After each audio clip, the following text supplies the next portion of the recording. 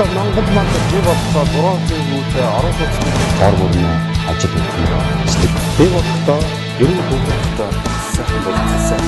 Ямар бодлого хүнээс ч чухал юм. Би бодлогоо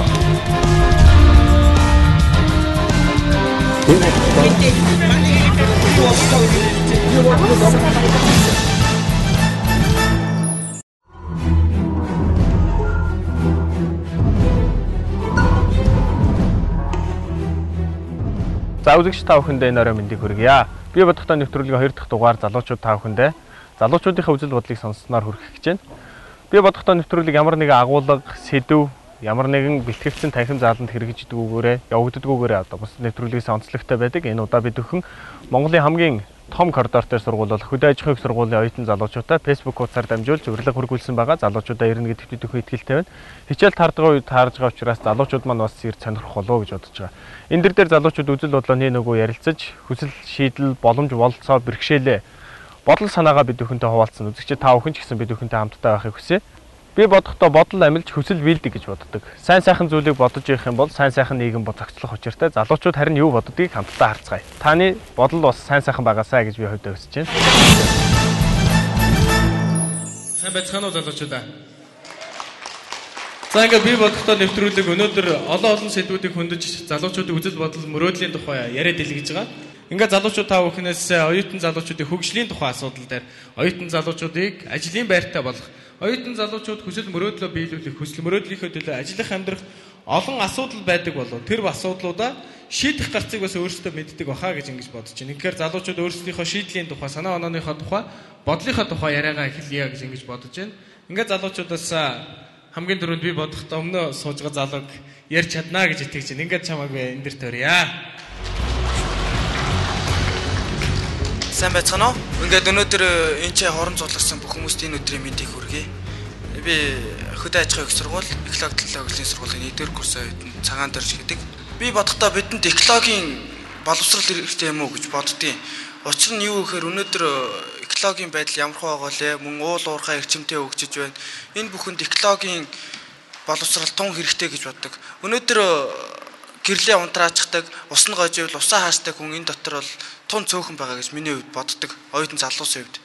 Тиймээс оюутан залуустаа энэ сэтгэлгээг суулгаад өгөх юм бол мэдээж экологийн боловсролыг тэдэнд сурчлаад мөн таниулаад энэ боловсролыг тэдэнд эзэмшүүлээд өгч юм бол хэрэгтэй юм уу гэж боддог. Инкиндүүд яах вэ гэсэн шийдэл нэгдүгээр хэрэгтэй байгаа. Шийдэл нь юу вэ гэхээр бүр багаас нь ч юм уу одоо 3-4-р ангиас нь энэ боловсролыг эзэмшүүлээд явчих юм бол цаашдаа ирээдүйд бол тэр хүн чинь дадал болцдог нэгдүгээрт. Тийм миний бодлоор бол экологийн боловсрол хэрэгтэй юм уу даа л гэж боддог да. Ингээд анхаарал хандуулсан та бүхэнтэй баярлалаа. За баярлалаа тэгээд Монголын олон залуучууд би бодохдоо энэ бодлоготой болоо гэж бодож байна. За дараагийн залуучуудын санал. За би бодохдоо болохоор улс орон хөгжмө гэдэг бол оюутан биднээс шалтгаалдаг. Оюутан бид нар хөгжинө гэдэг бол маш их цаг хугацаа шаарддаг. Тэгээд цаг хугацаа гэдэг би цаг хугацааны талаар ярих чинь л манай Хөдөө аж ахуйн сургууль өнөөдрөөс эхлээд 10 цагаас орж эхэлж байгаа. Энэ маань их тийм буруу зүйл гэж бодож байна. 10 цагаас орно, 5 дугаар пар 6:40 гэж таарна. Яг эд ажлын цаг болно, төгжрөн, орой харжил 8-9 болно. Тэгээд энийг бас гарах арга зам нэг үл өглөө эрт орё л да тий. 7:30 ч юм уу, эсвэл 8 ч юм уу.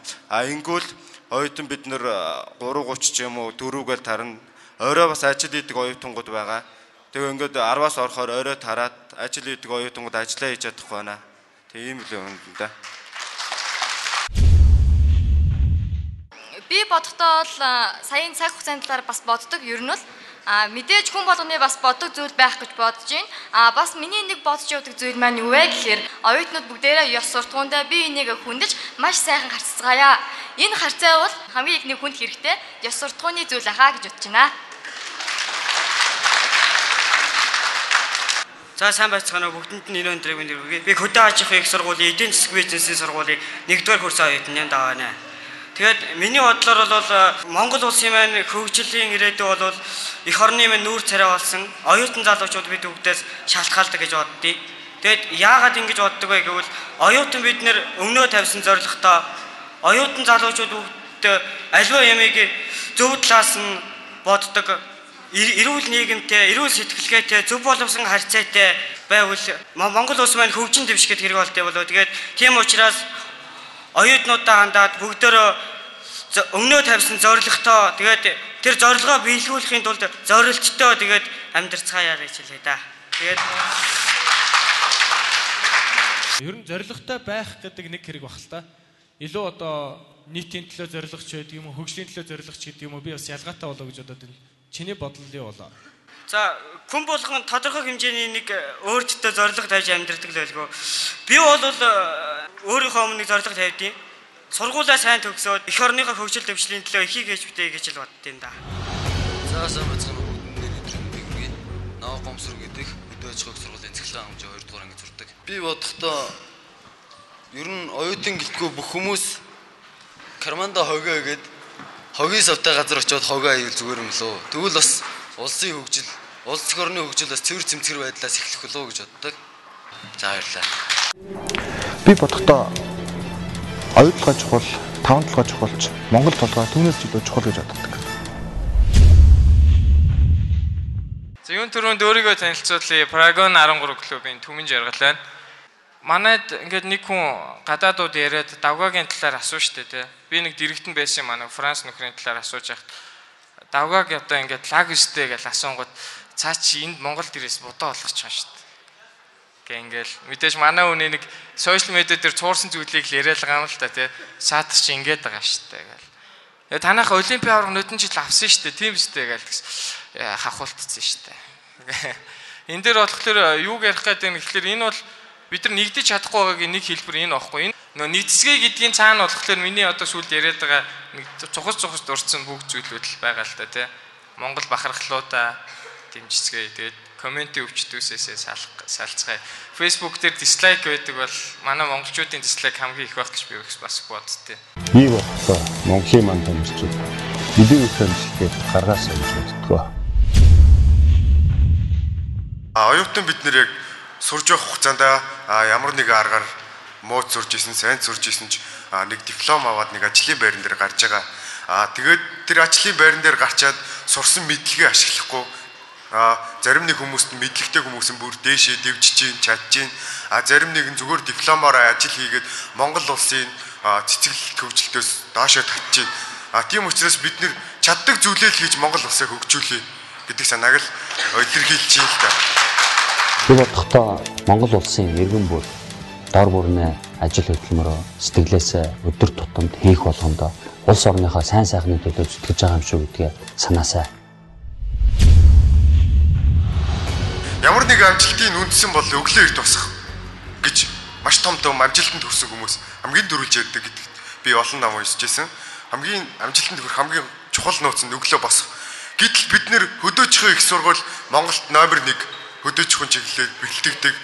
Гэтэл бид нар Монголыг хөгжил гэж хэлчихэд өглөө 10 цагаас хичээл оруулж байна.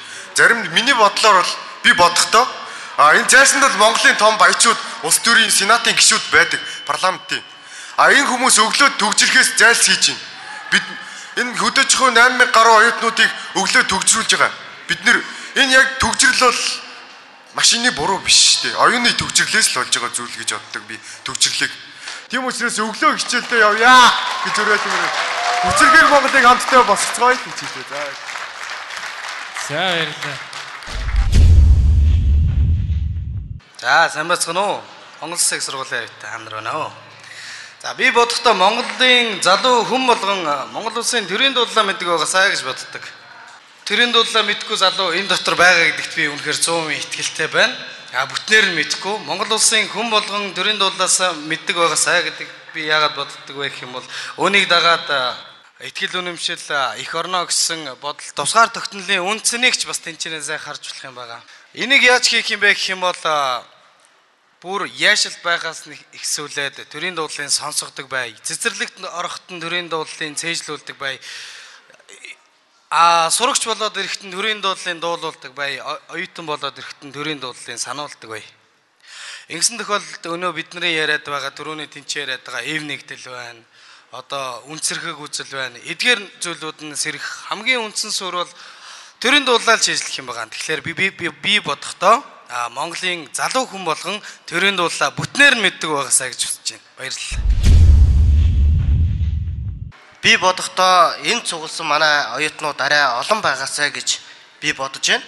Тэгээ би бодохдоо бусдаас хүсдэг зүйлээ өөрөөсөө илүү хүсдэг Монгол хүн байгаасаа гэж би бодож байна.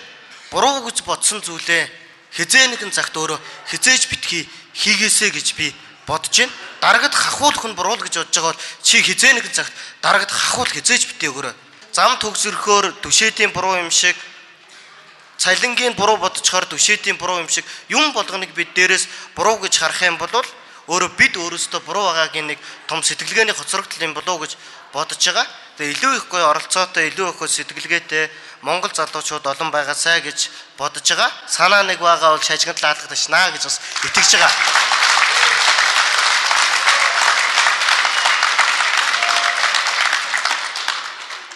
Тэгээ би бодохдоо үнэн үгийг өгүүлбэр дундаа дандаа тээдэг Монгол хүн байгаасай гэж би бодож байгаа. Болохгүй үгийг дандаа сэтгэдэг. Ер нь буруудахыг гэвэл бурханд нь ч буруу байдаг, зөвдөхийг гэвэл чөтгөрт зөв юм байдаг. Тэгээ хоёр яруу найрагч хоорондоо маргаж хагаад би байтугай бурхан алддیں۔ Гэж хэлсэн. Нөгөөдг нь чи юу яриад байгаа юм бэ? Бурханы алдаа гэж юу вэ гэсэн чи чамайг төрөөсөө алдаа гэж.